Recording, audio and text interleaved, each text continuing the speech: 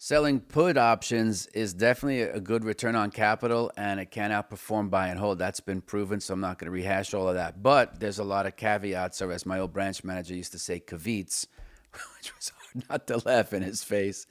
He's a sweet guy. Um, but you got to be careful because these things, when the trades go against you, they can get ugly real quick. Let me tell you a little quick story. When we were in 95 to 2000 and all those internet names, you have Vertical Net, Siebel Systems, Global Crossing, CMGI, JDS Uniphase, right? You all remember the darlings then. They're like the NVIDIAs of today. They couldn't go wrong. If it had 4 or 5 letters in the ticker, it was going up. That was the buying criteria. What's the ticker, the symbol? JDSU? Yeah, absolutely. Buy it. It's a buy signal. Four letters in the ticker was a buy signal. And so you could make money because people were just buying stuff. You know, revenues and net income didn't matter anymore. It was all about the eyeballs. And so people just got used to doing these things. Again, we talk about trading with an underfunded account. They started, getting a little careless. And so what you find out, I'll have to find the study, but I think it goes a little bit like this. It takes only about a tenth of the time to see a correction of a certain magnitude than the time it takes to get there. That's a big mouthful. So say it takes like, you know, 10 days for the security to appreciate, say, 5%. The way people hit the sell button indiscriminately typically means that you could see that happen in one day. And that's what kind of happened with those stocks as what we were coming into March 10th of 2000, which was the high, the near-term high for the damn NASDAQ composite.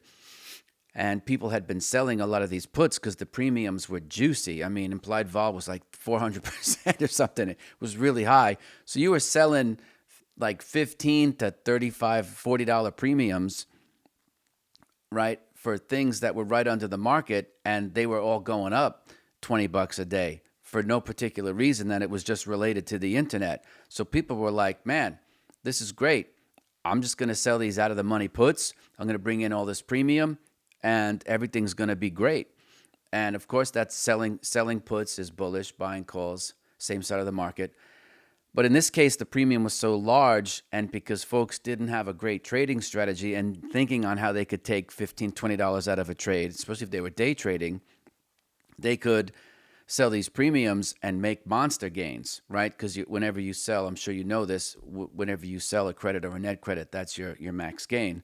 So what ended up happening was, and I was there because I was in management, you had all these options that were all of a sudden, out of the money and making money. And then there was this cataclysmic fall where things were getting blasted and they would go from being pretty far out of the money to damn in the money. And, these little old ladies in Pasadena were getting delivered against, right? Because someone else owns the option. They have the right to put it to you, right? So people were selling these puts and they didn't have any type of risk management going on whatsoever. All they knew is they had enough money in margin, right, to meet the margin requirement to sell the naked put. Now, there are ways to hedge. You could short the stock. That's considered a covered position, but I don't want to get into that here. One thing that you can do is if you're going to sell a put with, say, a $700 strike, is you could buy something underneath it, like 680 or something. And then this way, if there is a massive correction, you're at least hedged to the downside. That would be like, because, selling a put is bullish, and you're bullish if you're long the lowest strike, right? So that would be a net credit vertical bull put spread. Holy mackerel, that's a mouthful. Net credit, because you're selling the higher put, that's going to have a higher premium. You buy the lower one, so you still get a net. So it's a net credit. It's vertical because you're just changing the strikes. A net credit vertical bull put spread, right? Because you're long the lower strike. So that's a mouthful. That's one way to do it and to be hedged.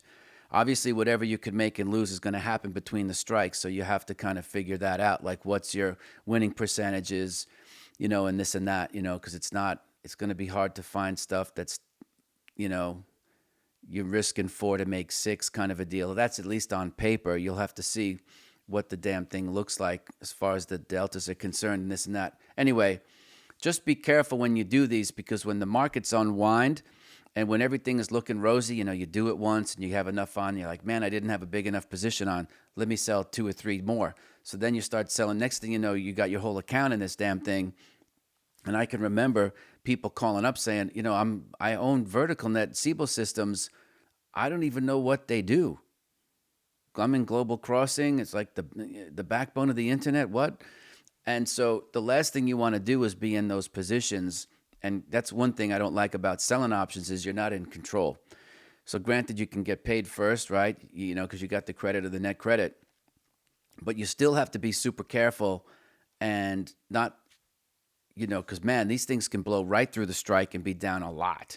So even if you're selling like a $15 or $20 premium, I've seen things move so quickly in my life, especially in futures, where you could be 20 cents in the money to all of a sudden be 40 cents. I mean, 20 cents out of the money to 40 cents in the money. And it happens so damn fast. I also know, because I get a lot of emails from folks on the QT saying, hey, I want to tell you this story. Please help me out, but don't mention my name. Okay, Tanya. No, I wouldn't do that. They're not trading options with stops, right? Because the spreads are wide, so they sit and watch them, and they figure like the thing's not going to move. The delta's like 50, so there's a big swing in the stock. It doesn't necessarily translate to what's happening with the option, and so they kind of let it go. And that's with or without, putting their maximum amount of risk unit on. So you got to be super careful with these things. Just because you might have been making money with them ongoing, it doesn't mean that one. Look what happened to Victor Niederhofer, right? This guy was selling S&P puts on S&P futures, and if I read the book correctly, he was selling silverware and artwork to have to make up the margin call, and he was trading for George Soros at the time. So really, really smart people can take it up the wazoo. What does he need insurance for? He's got money coming out the wazoo. So you have to be very, very careful, although the strategy, and again, options admittedly are very hard. It's hard to get the data, so it's very, very hard to back test option strategies. You also have to contend with the spreads being pretty wide. So, be very, very careful with what you do. If you haven't sold stock short, I don't think I want to be the guy to help you do that. You could also just buy a lower strike on the puts, and to create that bull put spread might be better risk reward for you, right? You might not make as much, but you got to remember your goal is longevity here. Everyone likes those grand slam trades, myself included. But I got to be able to come back and play tomorrow, and I don't want to take such a loss that it's going to hurt me both financially and also destabilize me emotionally, because then I lost my confidence, I've lost my nerve, and I can't come back and play in the sandbox if I've lost all my marbles or a good chunk of it. That's very, very painful. I'm sure there's a lot of comments. You might be doing it a certain way. I appreciate everybody's success, whereas we might all be traders, but the way we do things can be as unique to one another as is our fingerprints. So it's not a judgment call to say you're doing it right or wrong. I'm just trying to be the voice of reason to say, yes, the strategy is proven out over time to be very, very successful and to work, give you good return on capital. But just be careful, because, you could be in a really good name. They might be able to report, I don't know, earnings tonight after the close. But suppose the market takes a dump.